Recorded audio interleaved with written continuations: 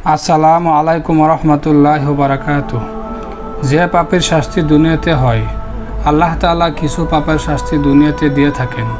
আমরা দৈনন্দিন জীবনে চলতে ফিরতে ইচ্ছায় অনিচ্ছায় অনেক রকম গুনাহ করে থাকি। গুনাহ দুই ধরনের হয়, কবিরা গুনাহ ও সগীরা গুনাহ। কেউ কেউ কবিরা গুনাহ করে থাকে, আবার কেউ কেউ সগীরা গুনাহ করে থাকে। কেউ নিষ্পাপ থাকতে পারে না, কোনো পাপের ছোটো নয়। কেবলমাত্র ফেরেশতা ও নবী রাসূলরাই গুনাহমুক্ত নিষ্পাপ থাকতে পারে। অনেকে গুনাহ করেছে এটা বুঝতে পেরে অনুতপ্ত হয়ে মহান আল্লাহ রাব্বুল আলামিনের নিকট তওবা প্রার্থনা করে থাকে। আবার অনেকে পাপ কাজ করেছে জেনেও অনুতপ্ত হয় না, আল্লাহ তাআলার নিকট ক্ষমা প্রার্থনা করে না। পাপ করা থেকে বড় অপরাধ হলো পাপ করার পর তা থেকে তওবা না করা, ফিরে না আসা, অনুতপ্ত না হওয়া এবং বারবার পাপ করা। মহান আল্লাহ তাআলা ক্ষমাশীল। কোনো পাপী বান্দা যদি তার পাপ বুঝতে পেরে আল্লাহ তাআলার নিকট ক্ষমা চায়, তাহলে আল্লাহ তাআলা ক্ষমা করে দেন। আর যারা ক্ষমা চায় না, আল্লাহ তাআলা কোনো পাপের শাস্তি দুনিয়াতেও দিয়ে থাকেন। আবার কোনো পাপের শাস্তি দিতে পরকালের জন্য বিলম্ব করেন। আর শাস্তি নানা রকম হয়ে থাকে, কারো অসুস্থতার মাধ্যমে, কাউকে অসহায়তার মাধ্যমে, কারো আবার ঈমান হারানোর মাধ্যমে তাকে শাস্তি দেওয়া হয়। মহান আল্লাহ তাআলা পবিত্র কোরআনে বলেছেন, আমি অবশ্যই তাদের গুরু শাস্তির পূর্বে লঘু শাস্তি আস্বাদ করব, যাতে তারা ফিরে আসে। সূরা সিজদা আয়াত নম্বর 21।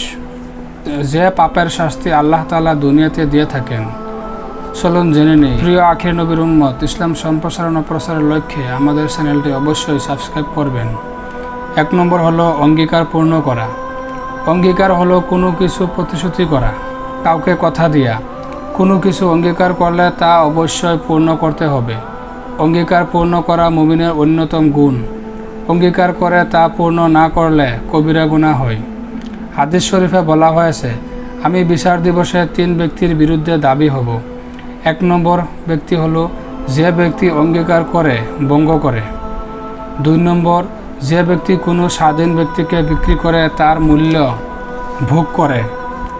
এবং 3 নম্বর হলো যে ব্যক্তি কোনো কর্মচারী নিয়োগ করে তার কাছ থেকে পূর্ণ কাজ আদায় করে কিন্তু তার পারিশ্রমিক প্রদান করে না। সহিহ বুখারী হাদিস। অঙ্গীকার সম্পর্কে মহান আল্লাহ তাআলা পবিত্র কোরআনে অনেকগুলো আয়াত নাজিল করেছেন। বলেছেন, আর অঙ্গীকার পূর্ণ করো, অবশ্যই অঙ্গীকার সম্পর্কে জিজ্ঞাসাবাদ করা হবে। সূরা বনী ইসরাইল আয়াত নম্বর 34। অন্য আয়াতে বলেছেন, হে মুমিনরা, তোমরা অঙ্গীকারগুলো পূর্ণ করো। সূরা মায়েদা আয়াত নম্বর 1। 2 নম্বর হলো ব্যভিচার করা।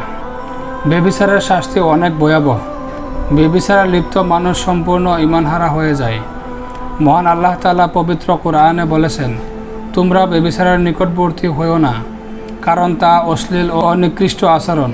সূরা বনী ইসরাইল আয়াত নম্বর 32। হাদিস শরীফে বলা হয়েছে, কোনো মানুষ যখন ব্যভিচারে লিপ্ত হয় তখন তার ভেতর থেকে ঈমান বেরিয়ে যায় এবং এটি তার মাথার উপর মেঘখণ্ডের মতো ভাসতে থাকে। অতঃপর সে যখন তওবা করে তখন ঈমান আবার তার কাছে ফিরে আসে।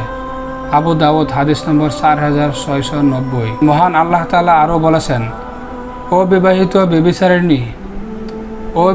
ব্যভিচারী পুরুষ ও অবিবাহিতারিণী নারী উভয়কে 100 করে বেত্রাঘাত করো। সূরা আন-নূর আয়াত নম্বর 2।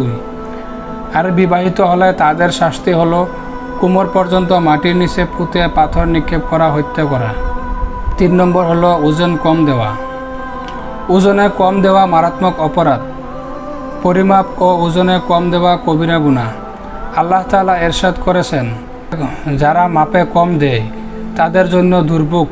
যারা লোকের কাছ থেকে যখন মেপে নেয় তখন পূর্ণ মাত্রায় নেয়, আর যখন লোকদের মেপে দেয় কিংবা ওজন করে দেয় তখন কম করে দেয়। সূরা মুতাফফিন আয়াত নম্বর 1 থেকে 3। আরও ইরশাদ করেন, মেপে দেওয়ার সময় পূর্ণ মাপে দেবে এবং সঠিক দাড়িপাল্লায় ওজন করবে, এটা উত্তম, এর পরিণাম শুভ।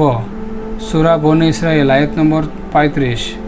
4 নম্বর, মা বাবার অবাধ্য হওয়া। বাবা মা হলো সন্তানের জন্য জান্নাত ও জাহান্নাম।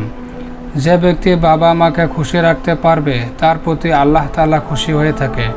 আর যে ব্যক্তি মা বাবার সঙ্গে খারাপ আচরণ করে, খারাপ ব্যবহার করে, দুনিয়াতে তার জন্য জাহান্নাম।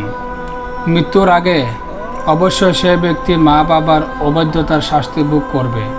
হযরত আবু হুরায়রা রাদিয়াল্লাহু তাআলা আনহু থেকে বর্ণিত, রাসূলুল্লাহ সাল্লাল্লাহু আলাইহি সাল্লাম ইরশাদ করেছেন, ওই ব্যক্তি ধ্বংস হোক, ওই ব্যক্তি ধ্বংস হোক, ওই ব্যক্তি ধ্বংস হোক, 3 বার বলেছেন।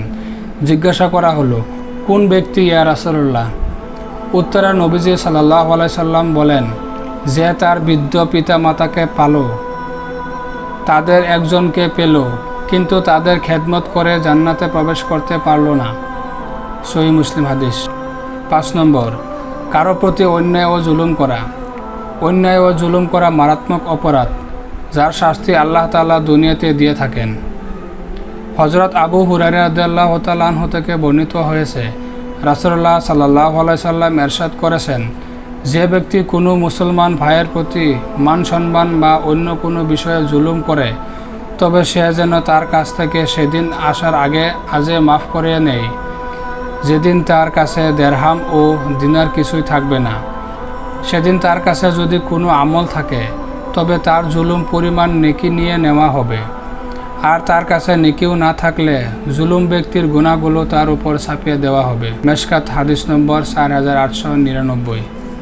6 নম্বর হলো কোরআন অনুযায়ী বিচার না করা। কোরআন অনুযায়ী বিচার করতে হবে, এক পক্ষে বিচার করা যাবে না, এর কারণে শাস্তি ভোগ করতে হবে। কোরআন বর্জিত বিচার কার্য করা মুনাফিকি। আল্লাহ তাআলা ইরশাদ করেছেন, আল্লাহর নাজিলকৃত বিধান অনুযায়ী যারা বিচার করে না তারা কাফির। সূরা মায়েদা আয়াত নম্বর 46। হযরত আব্দুল্লাহ ইবনে আব্বাস রাদিয়াল্লাহু তাআলা আনহু থেকে বর্ণিত, নবীজি সাল্লাল্লাহু আলাইহি সাল্লাম বলেছেন, কোনো জাতির মধ্যে আত্মসাৎ বৃদ্ধি পেলে সে জাতির লোকদের অন্তরে ভয়ের সঞ্চয় করা হয়। কোনো জাতির মধ্যে ব্যভিচার ছড়িয়ে পড়লে সেখানে মৃত্যুর হার বৃদ্ধি পায়। কোনো সম্প্রদায়ের লোকেরা পরিমাপ ও ওজনে কম দিলে তাদের রিজিক সংকুচিত করা হয়। কোনো জাতির লোকেরা অন্যায়ভাবে বিচার ফয়সালা করলে তাদের মধ্যে রক্তপাত বিস্তৃত লাভ করে।